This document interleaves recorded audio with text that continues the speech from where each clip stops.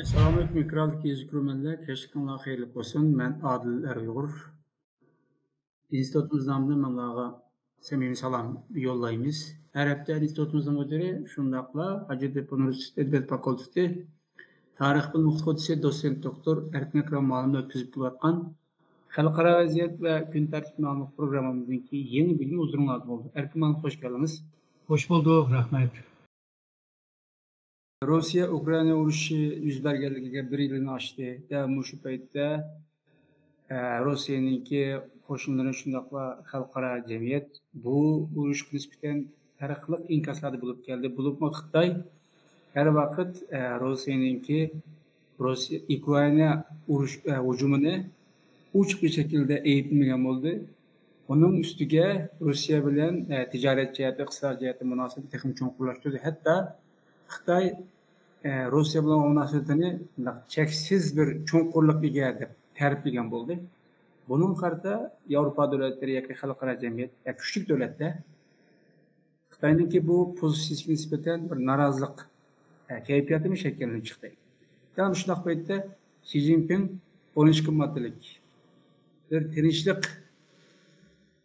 loyihasi o'tirib qo'ygan bo'ldi. Loyihaning asosiy maqsadi Birleşmiş Milletlerni, Birleşmiş Milletler Teşkilatı'nı kuchini paylanib turib, bu urush to'xtatishga chaqirgan bo'ldi. Ya'ni bu urushni hal qilishning birdan-bir yo'liniki muzokara ekanligini o'tirib qo'ydi. Ammo buningda aniqsiz nurg'un masalalar bor. Masalalar qaysi degan vaqtida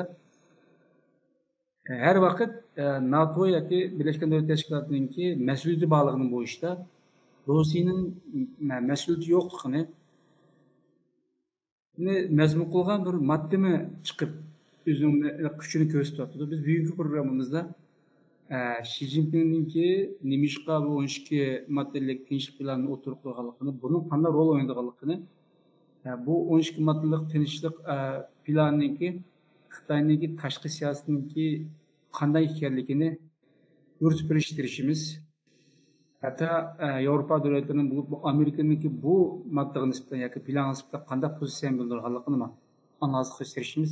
Erkin müştaq bir paytda o Xi Jinping'in o'tirib qo'ygan tinchlikda qanday bir roli bor? Xitoyning qaysi xil maqsadni aks ettirib yurdi?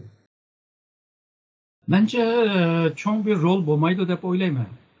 Birinchidan bu 12 maddelik tinchlik bu hücretini ilan qilgan chaqda Ukrayna hükümeti bilan yoki munosabatli odamlar bilan muzokara qilingan emas.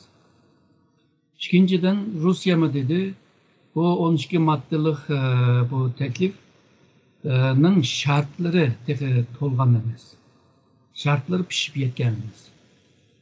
Shuningga bu ishga yarmaydi deydi. Bundaqda g'arbliklar, Yevropaliklar, Amerikaliklar tegimi bunga ishonmaydi, değil mi? Yani ondaqda bu hazır men degan ahvolni Xitoy bilmaydi. Xitoy biladi tabii. Xitoy shuni bilib turib, nimishga mushtaq nimalarni e'lon qildi deganda hamda 1 yil bo'lib ketdi. Xitoy bu yerda tuzukroq bir rol o'ynamadi. Va jangni to'xtatish jihatda hech bir rol o'ynamadi. Her daim 4 binime, 3 binime degan narsalarni so'zlab keldi. Hammasi sözninki karşılığı bulmagan neslerimiz. Yani bir sözün deyilgen vaxtıda onunki fiilen karşılığı buluş lazım da. Ondan nesli bulmadı. Şununla bu gaplarımı yanılı şu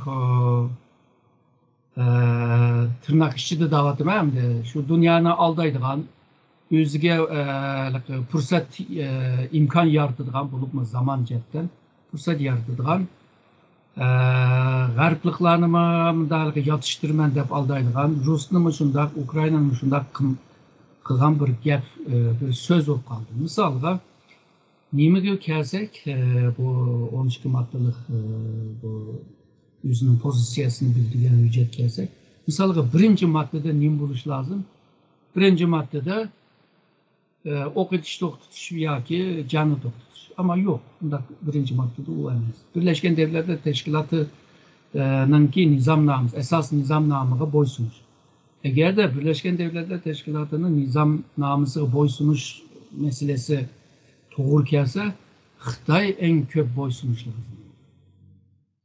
Yani o Birleşken Devletler Teşkilatı'nın esas o nizamnamada bu insanınki öz takdirini öz belgiler, insan haklarını qoğdap qilish ve devletler arasında can emas tinchlik yo'li bilan hal qilish degan nurg'un nimalar bor.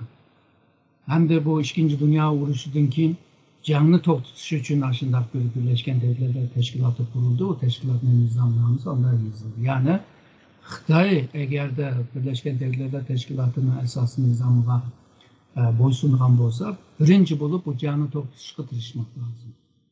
Demek ki o mu bir yağın çıktı? Bunun için ahırkı maddede deydi, jang tüygenliğin keyin bu nimani Ukraynada yeniden kuruluş seliş meselesinde. Olma demekçi şu, ben de çıkarak pul var, ben ayağa meblağ salıman ama onu bir gağı salmaydı yani pul salmaydı. Yani kuruluş selip pul tapıman degan koydu. Şununla bu inçiklep mağınıgan bolsak, Xitayninki o 12 maddelik hüccetimi jangga to'xtaydigan bir nima emas yani. Ben dedim koy karşılığı bulmagan narsa.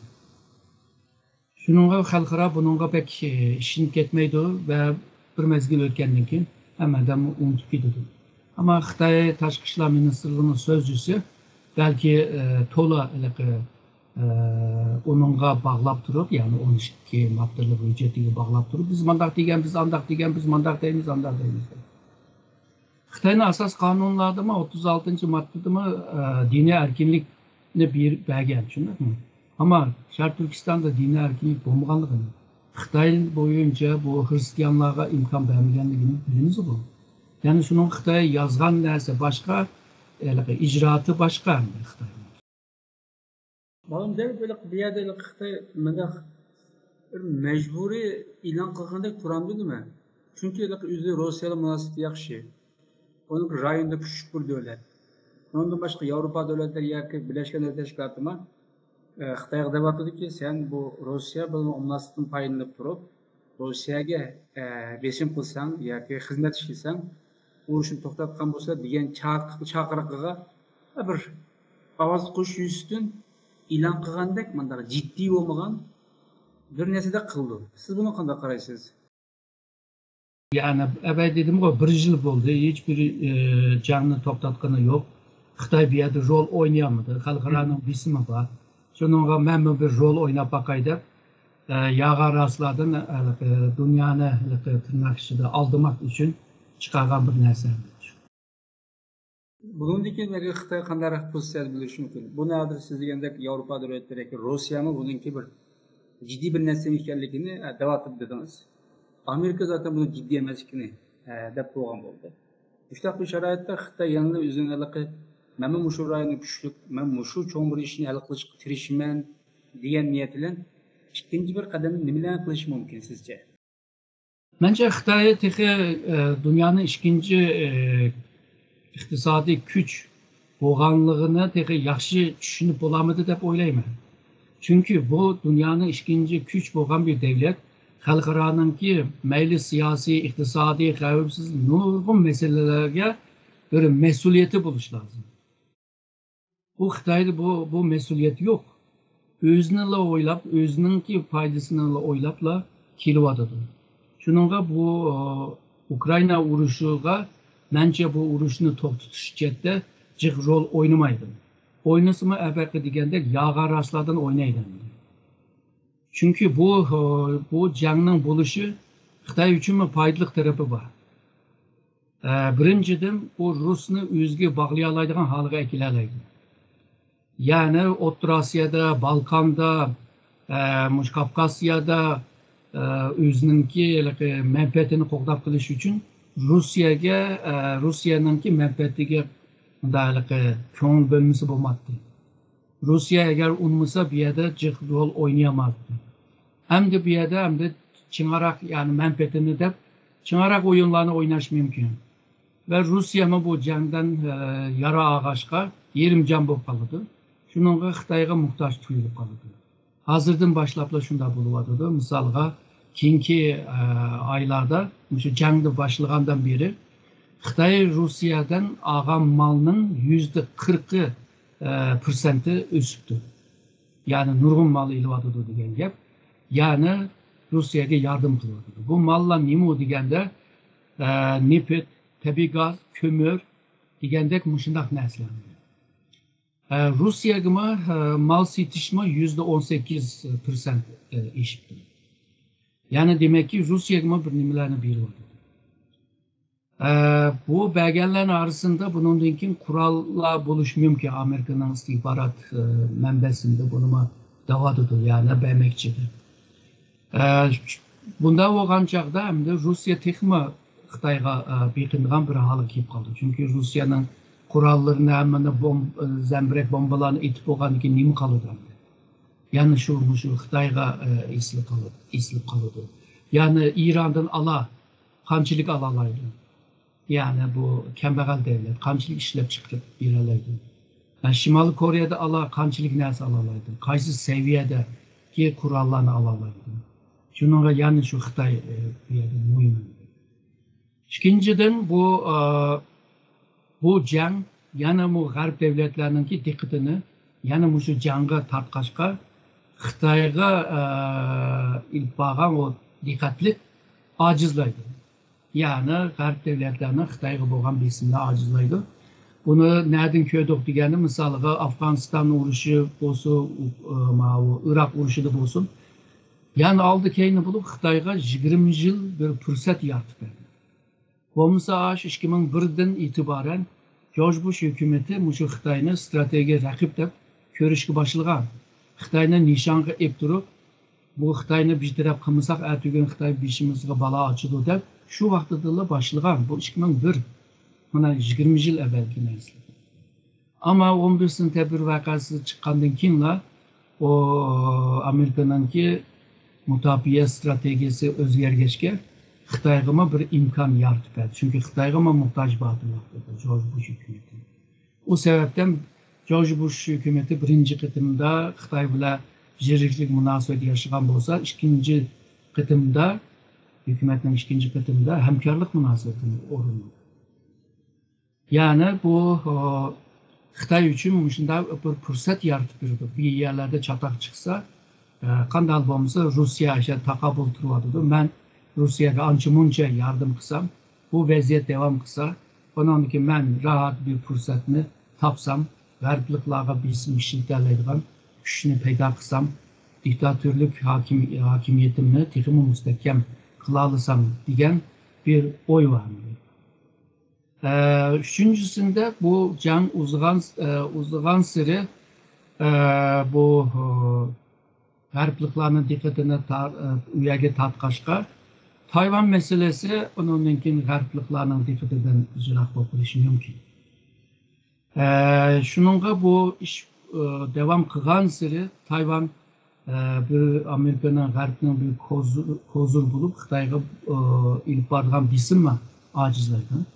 Bu jangni uzun devam qilgan siri Xitoy Tayvanga qarta harbiy tayyorliklarni qildigan vaqtni yaratib beradi. Jang uzagan siri Tayvanninki jamiyatindimi ensirashlarni, endişelerini jiq yaratadi. Tayvan jamiyatini acizlaştırdıgan bir ahval bo'ladi. Yani shuningga bu Xitoy bundan keyin bu jangga mence jiq bir en başta degandek qarshiligi bo'ldigan bir ishlarni qilmaydi. Qarshiligi bo'lmagan ama axloqiy jihatdan nihoyatda chiroyli gaplar bo'lsa, hammani deydi.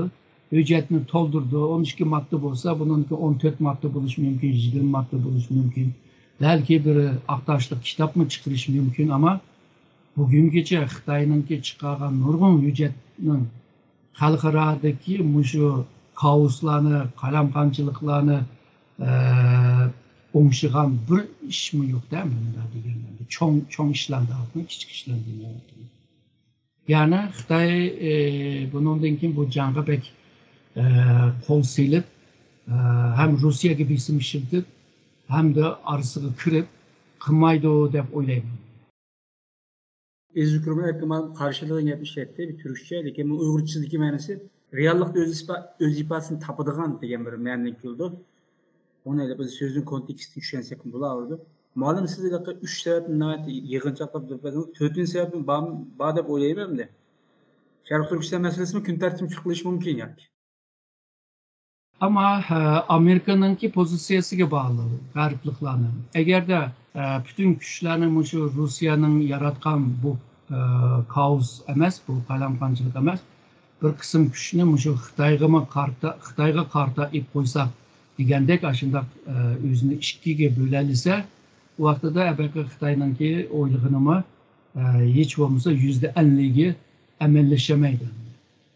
Şununla Amerika'da belki şu kolunda bağ kozlarını hemsini Xitayga işletiş mümkün. Çünkü bu Amerika ile Xitay'nın münasebeti konu devirge hiç qaytarmaydigan bir noktada kepildi. Hazır Xitay Amerikalıklar, G'arbliklar bilan hamkorlik qilib bu jangni to'xtatishga tirishman desam hamda bu hamkorlik ciddi bo'lamaydi, rast bo'lamaydi. Çünkü burunqidek münasebeti yok. Şununla Rusya'nı qo'llab turib hamda shu Rusya'nı qo'llasa o'zini qo'llagandek bo'ladi bu yerda. Bu Amerika'nın Pentagon'un bir harbiy strateji mutaxassisi var. Robert Marshall degan yerdan. 90 necha yoshda o'ldi. Ömür boyu Amerika'nın o'xshash vaqtda ikki jangni ilib bog'li bo'lamdi deganni tadqiq qildi. Neticede asan to'xtamaydiganligini xulosa qilib chiqardi.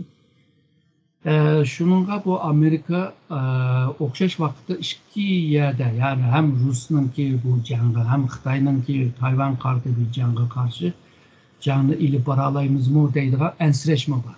Şununla bu jangga taqabul turamizmi, qo'limizdagi kozurlarni o'ynab turaylik deb shu o'yga kelgan bo'lsa, o vaqtida Tayvan meselesi, Uygur meselesi, Tibet meselesi yani kun tartibda yine devam qiladi. Eğer de to'xtab turib shu Rusyani boshida hal qilib o'taylik, undan keyin Xitoyga qarshi hal qilaylik deydigan o'yga kelsa, o vaqtida Uygur meselesini shu kun tartibda tushib qolgan ahvollar bor. Xitoy tabiiy shuni tushdi ve Amerika'nı ebekidek düşünceye, yani başta kim hal qilaylik degan bu stratejisiga chiqishga zo'rlaydi Xitoy. Mana bunaqa hal qilishdagi maqsad Rusyani yo'qotish emas.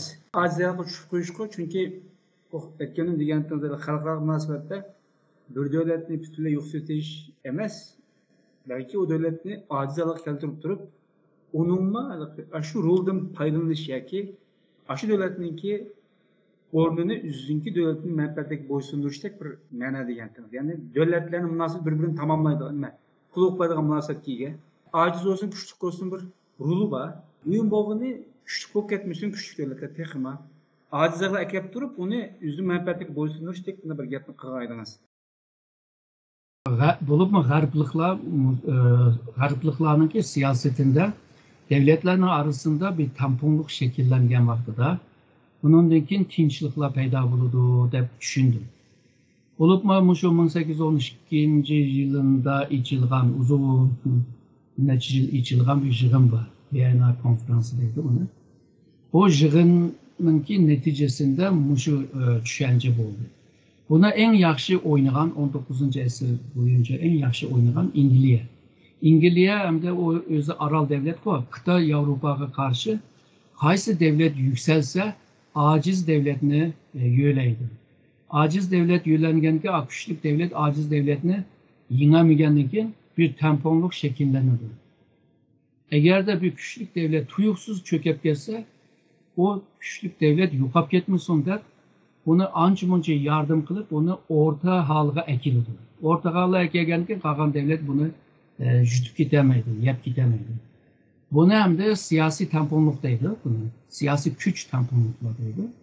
Yani bu aslında bu xil tamponluklar tinchlikni qo'g'dashda shu Xitoyningki shu daoizmdimi borchu bu yin yang degan ikki omil tamponlikni qo'g'dab qolgan chog'da hem tabiatninki tinchligi hem insonninki sog' salomatimi shunday qo'g'dinadi deydigan.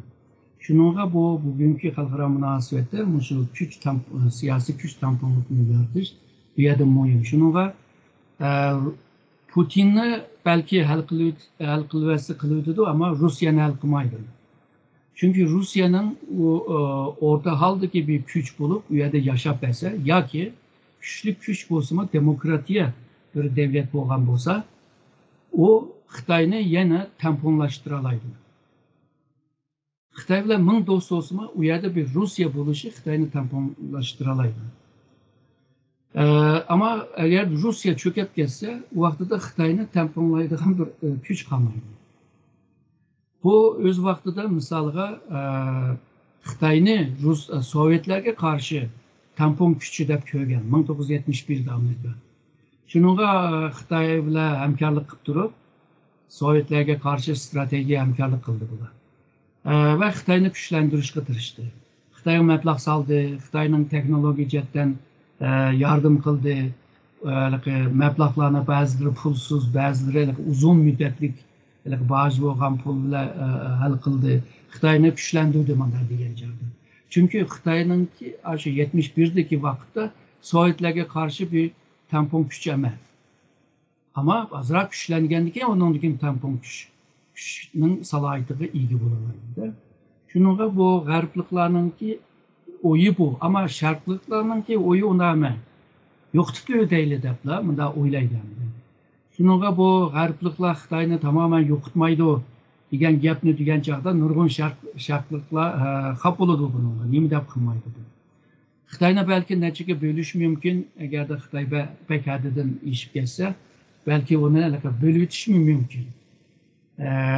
Ondaqda belki bir faydası buludu ama Xitoyni tamamen yok tutuşma, insan o şekilde yok tutuşma tez.